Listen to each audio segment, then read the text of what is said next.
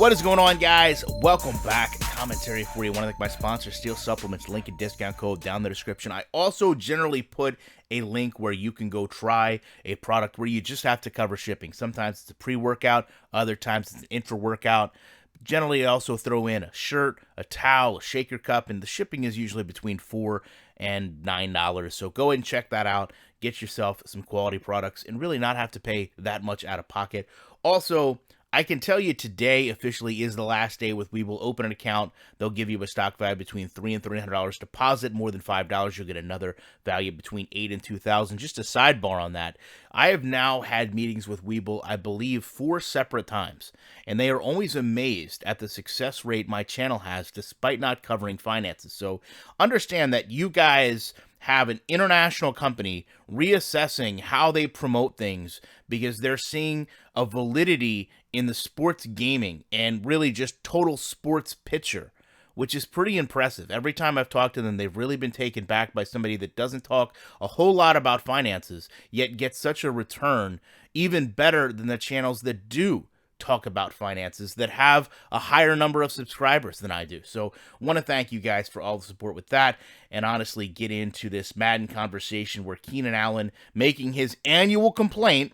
Now, I will say with Keenan, I think it's a lot more personal than it is with any of us. I mean, I don't think Keenan Allen wants the game to get better as much as he wants his ratings to get better. But as you can see here, he goes back out and talks about it's a terrible video game. It's interesting how they're going to handle this, because if you remember last year, Clint and company went out. They actually did some filming with a program to help players improve their ratings. Yeah, I believe it was sponsored by an insurance company. It was awful, so I really don't remember. But I think at some point, they're going to just let Keenan Allen go away. You know, they can't just continue to edit his ratings because he's upset about the game being terrible. But I do want to mention this. A viewer sent this over.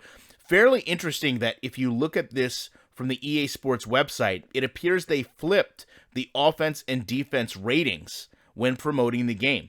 So if you look at the Kansas City Chiefs, 90 overall with a 78 offense, that cannot be right, but a 96 defense.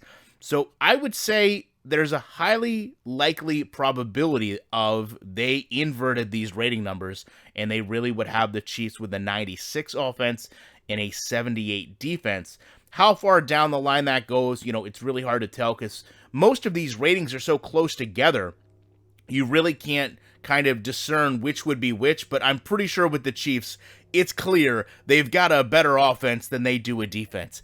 And I think this kind of goes back to what we talked about earlier in the week. The ratings themselves just don't matter. I don't understand, other than publicity, why it becomes such a talking point. And this year more than ever, you know, they're covering this on ESPN every day. They've got Ed Reed, Chad Johnson, all these former players coming out and talking about how they feel about the ratings. But from a game perspective, you also have a lot of players, which we'll get into in a moment, that are being vocal about it, like we just showed with Keenan Allen, but other players that just don't seem to care.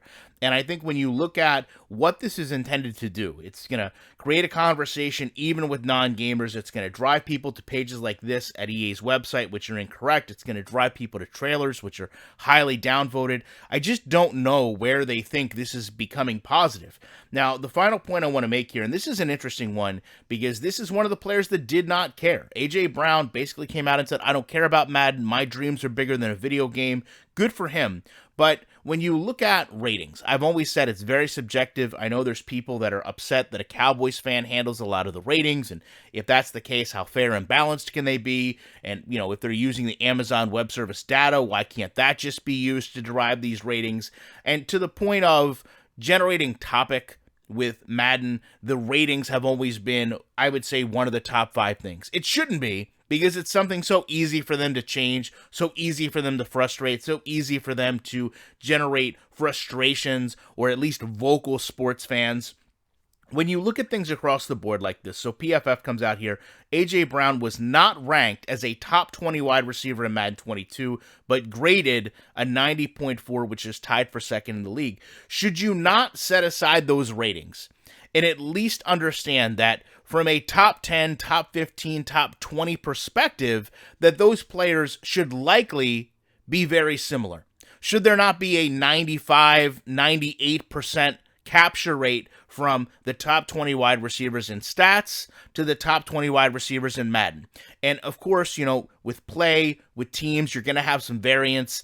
You have great players on bad teams. You have bad players on good teams. And sometimes those can account for a little variable, right? A quarterback can certainly make a receiver better than he is.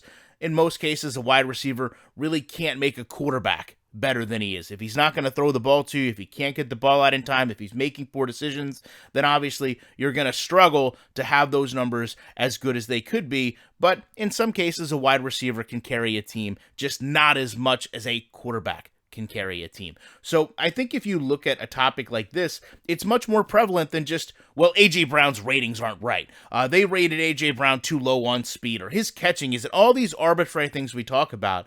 And, obviously they can go in and they can correct these things so quickly. And it's interesting to me that the ratings conversation dies off very quickly. Yes, right now it's a big prominent thing, but are we really going to talk about it come week 3 when they start making adjustments? Generally, no. So this is literally the lowest common denominator for EA to get positive conversation about their game, because you're always going to have players that latch on to, I love my rating, I am the fastest player, and they've really done a good job the past couple years with taking the players like Keenan Allen and bringing them to the forefront and making those small adjustments, which we know as gamers are meaningless. If someone's catch rating improves by 5, it really doesn't matter. It's another way of EA kind of saying that they're fixing their game, sending out a public message that they're making the game better, yet us as gamers know these things really do nothing.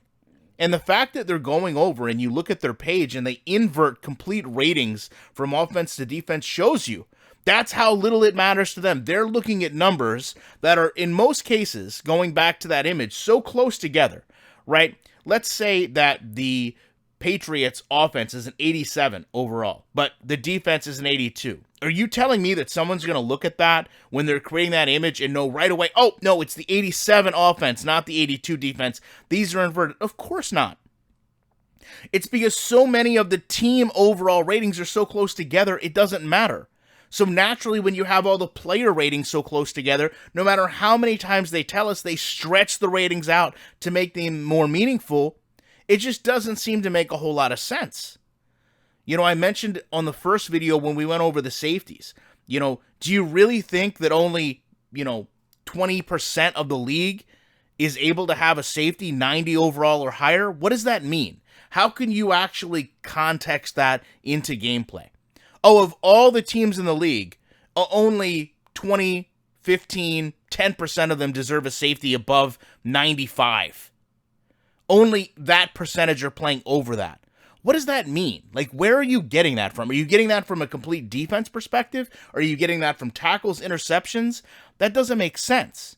You have to, just like the combine, rely on a player's athletic abilities, which may not always come up on film because he may not always have an opportunity to play the game the way he needs to elevate your ratings. It's not as cut and dry as a receiver where you can go by yards after catch, catches, sideline catches, positional catches like a third down. So it's really arbitrary, so arbitrary that I don't even know why we spend so much time on it. But obviously, when you have players like this speaking up, in one case caring too much, and another case like this not caring at all, overall I think the end result is Madden is getting worse and worse from a public standpoint because people are starting to see this game for what it is, and you don't need Keenan Allen to tell you that. But I will tell you that when I will be back in a week with more commentary.